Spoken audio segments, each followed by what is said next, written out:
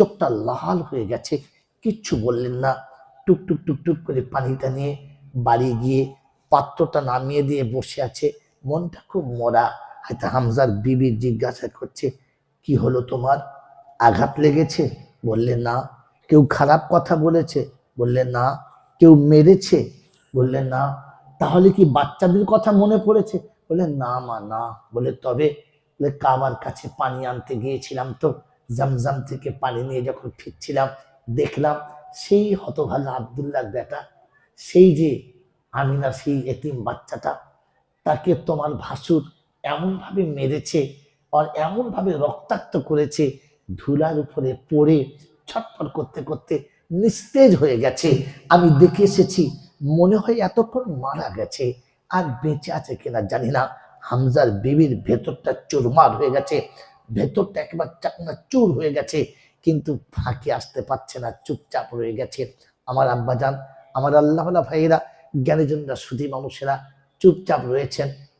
উত্তপ্ত রোদের সময় একেবারে প্রচন্ড রোদ পড়ছে, প্রখর রোদের সময় হয়তো হামজা বাড়ি ফিরেছেন, সঙ্গে সঙ্গে বসার জায়গা দিয়েছেন, ঠান্ডা পানি দিয়েছেন, মুখ হাত ধুয়ে বসছেন, খানা খাবে। বিবি খানাটা সামনে নামিয়ে, ঠান্ডা পানিটা সামনে নামিয়ে চুপ করে দাঁড়িয়ে আছে, চোখ দুটো পানিতে ছলছল ছলছল করছে। হযরত হামজা খাবারের প্রথম লোকমা তুলে মুখে দিতে গিয়ে বিবির মুখের দিকে তাকিয়ে দেখে চোখ দিয়ে পানি ঝরঝর করে গড়িয়ে যাচ্ছে। খাবারের লোকমা হাত থেকে ছেড়ে দিয়ে উঠে জিজ্ঞাসা করছে, কোনো বিপদ হয়েছে? বললেন না। কেউ আঘাত করেছে? বললেন না। তবে কেউ কোনো অশ্লীল ভাষা বলেছে? বললেন না গো না। তবে কাঁদছো কেন?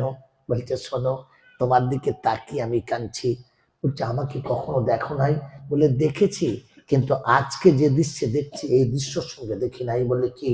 দেখছি তোমার দিকে আর ভাবছি বিধাতা তোমাদের কোন ধাতু দিয়ে বানিয়েছে, কোন কালারে তোমাদেরকে বানিয়েছে। বলে ভঙ্গিমা না করে সত্যটা বলো, কি হয়েছে? বললে বলো না, ওই আব্দুল্লাহ ছোট্ট এতিম বাচ্চাটা তোমাদের কি সর্বনাশ করেছে, ওই মাসুম আমিনার কচি লালটা তোমাদের কি ক্ষতি করেছে বলতে পারো? বলছে কেন? বলছে তোমার বড় ভাই তাকে এমন ভাবে মেরেছে, এতক্ষণ মরে পড়ে আছে, লাশটা তোলার কেউ নেই। হায় রে, আজ তো তার হতভাগার মা থাকতো, ছুটে গিয়ে কোলে নিয়ে কমপক্ষে মুখটা একটু পানি দিত, তার মুখে পানি দেওয়ার কেউ নেই। আল্লাহ নবীর এই কথা শুনে হাতে হামজার ভেতরটা একেবারে চুরমার হয়ে গেছে।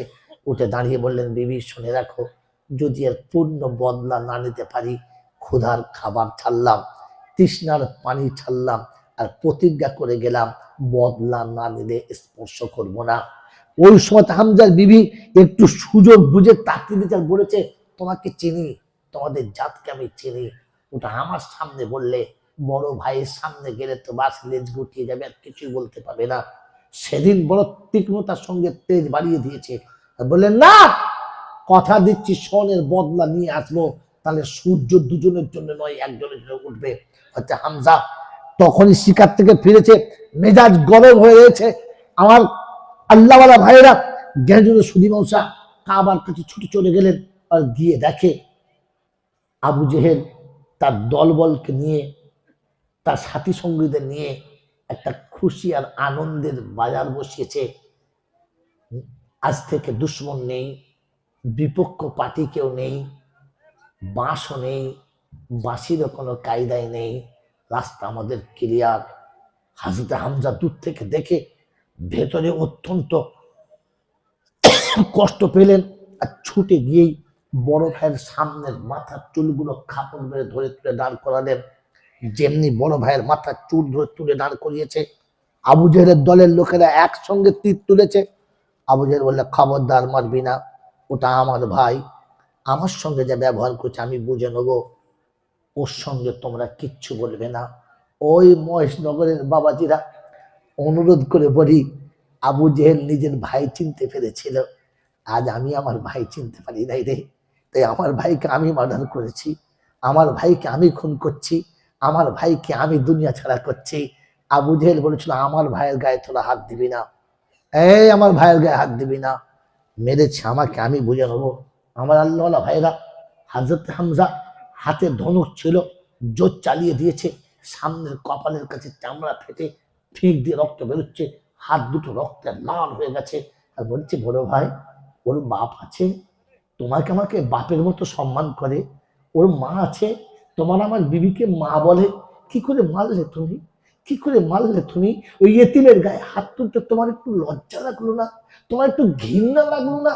যে তোমার সমকক্ষ না, দুধের বাচ্চা তোমার কোলের কাছে বড় হয়েছে, তাকে তুমি মারো কি করে? তোমার তো ঘৃণা লাগা দরকার ছিল, তোমার তো বোঝা দরকার ছিল যে ওর আহা বলার কেউ নেই।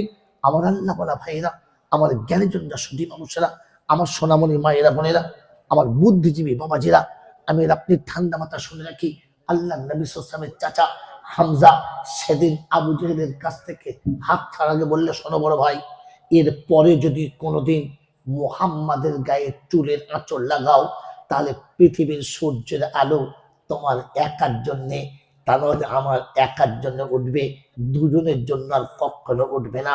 যদি এর পরে কখনো মুহাম্মাদের গায়ে চুলের আঁচড় লাগাও, তো তাহলে জেনে রেখো, হয় তোমাকে দুনিয়া ছাড়তে হবে, আর তা নাহলে আমি দুনিয়া ছেড়ে চলে যাব, দুজনে একসঙ্গে থাকতে পারবো না।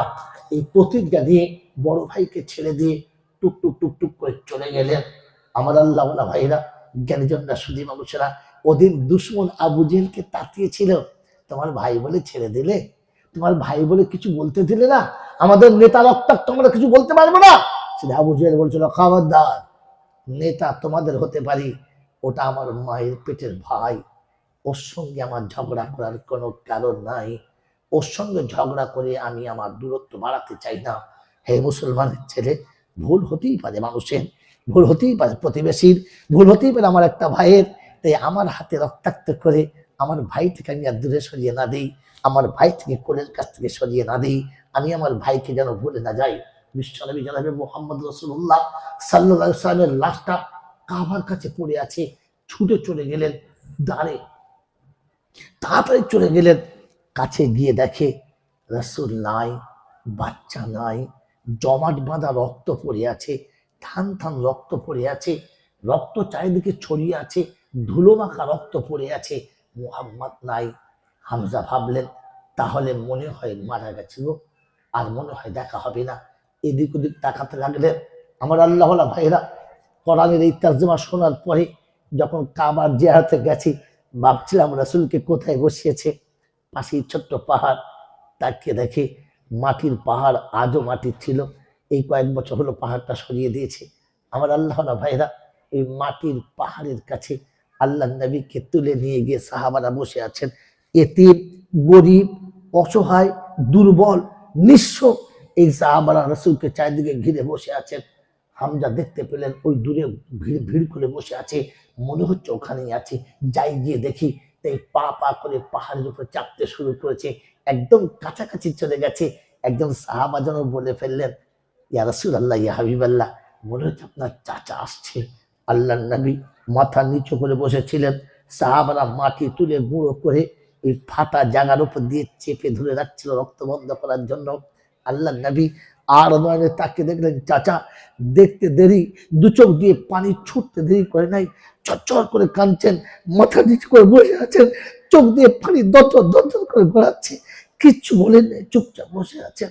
হযরত হামজা কাছে গেলেন, আর কাছে গিয়ে আস্তে করে মাথাতে হাত রেখে বলেছিলেন, তোকে মেরেছে না, তোর খুব কষ্ট হয়েছে তো, তুই শুনে রাখ, তোকে যেমনি করে মেরেছে ঠিক তেমনি করে আমি মেরে রক্তাক্ত করে এসেছি।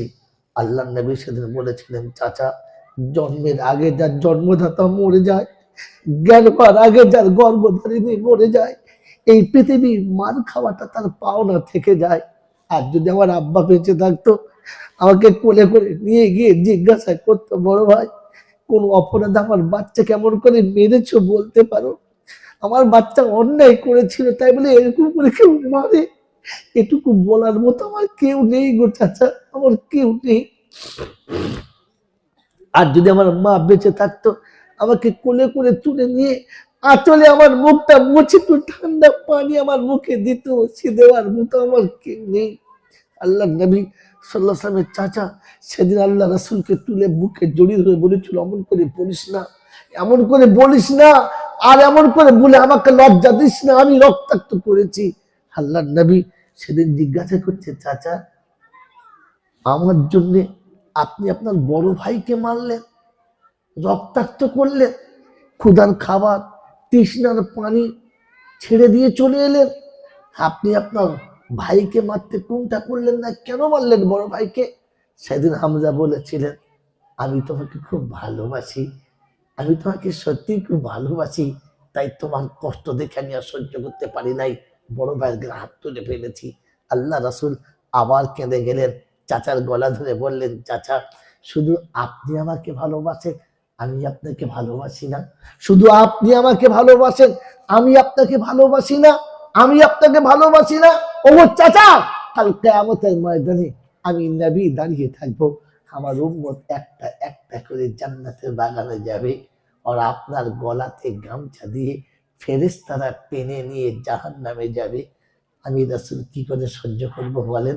আপনি আমার রক্ত দেখে সহ্য করতে পারেন নাই, বড় ভাইকে মেরে রক্তাক্ত করেছেন, আপনি আমার কষ্ট দেখে সহ্য করতে পারেন নাই, ক্ষুধার খাবার আর তৃষ্ণার পানি ছেড়েছেন, আমার সামনে আপনাকে জাহান্নামে নিয়ে গেলে আমি রাসূল কি করে সহ্য করব বলেন?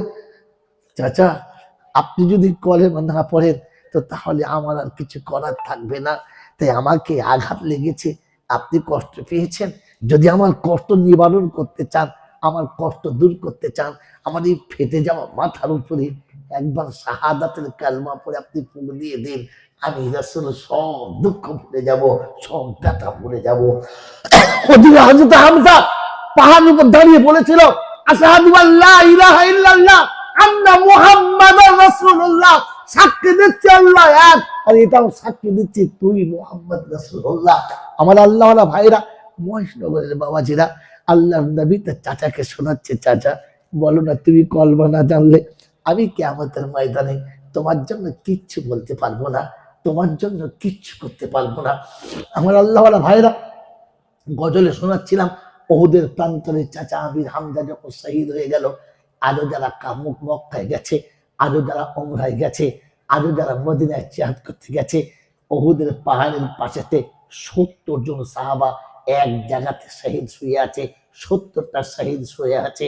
ওর সর্বপ্রথম লাস্টের দিকে দেখবেন একটা সব থেকে বড় মাজার, ওটা হলো হযরত হামজা, এক পাশে শুয়ে আছেন। আজও দাঁড়ালে কাবার কাছে মনে হয় যেন, আজও কবর দাঁড়ালে মনে হয় যেন বাচ্চাগুলোকে ঘুম পড়িয়ে দিয়ে মা যেমন করে এক পাশে শুয়ে আঁচলটা চাপিয়ে রাখে, ৭০টা সাহাবা পাশেই রয়েছে, হয়তো হামজা একা শুয়ে রয়েছেন। আল্লাহর নবী সাল্লাল্লাহু তাআলা আলাইহি ওয়াসাল্লাম এই চাচা হামজাকে হারিয়েছেন উহুদের মাঠে রক্তাক্ত অবস্থাতে। আমার আল্লাহওয়ালা ভাইরা, আমার সোনার চাঁদ বন্ধুরা, জ্ঞানীজনরা, বুদ্ধিজীবীরা, বিশ্বনবী জনাবে মুহাম্মদ রাসূলুল্লাহ সাল্লাল্লাহু তাআলা আলাইহি ওয়াসাল্লাম, বিশ্বনবী জনাবে মুহাম্মদ রাসূলুল্লাহ সাল্লাল্লাহু তাআলা আলাইহি ওয়াসাল্লাম সেদিন শুনিয়েছিলেন, শোনো আমার চাচাকে ঠিক যেভাবে হত্যা করা হয়েছে, যেভাবে রক্তাক্ত করা হয়েছে, আমি যতক্ষণ পর্যন্ত এরকম বদলা না নেব ৭০টা, ততক্ষণ পানি স্পর্শ করব না। আল্লাহ পাক শোনেন, হাবিব ভুল হয়ে গেছে হাবিব, স্লিপ হয়ে গেছে তোমার, এত বড় প্রতিজ্ঞা তুমি দিও না, এত বড় কসম তুমি খেও না, কসম ভেঙে দাও। ওয়াইন আকাবতুম ফাকিমু বিমিসলিহি ওয়ালাইন সাবারতুম লাহু খায়রুল লিসাবিরিন। হাবিব তুমি প্রতিজ্ঞা ভঙ্গ করে দাও, কারণ তুমি বদলা নিলে একটা নিতে পারো, ৭০টা বদলা নিতে পারো না।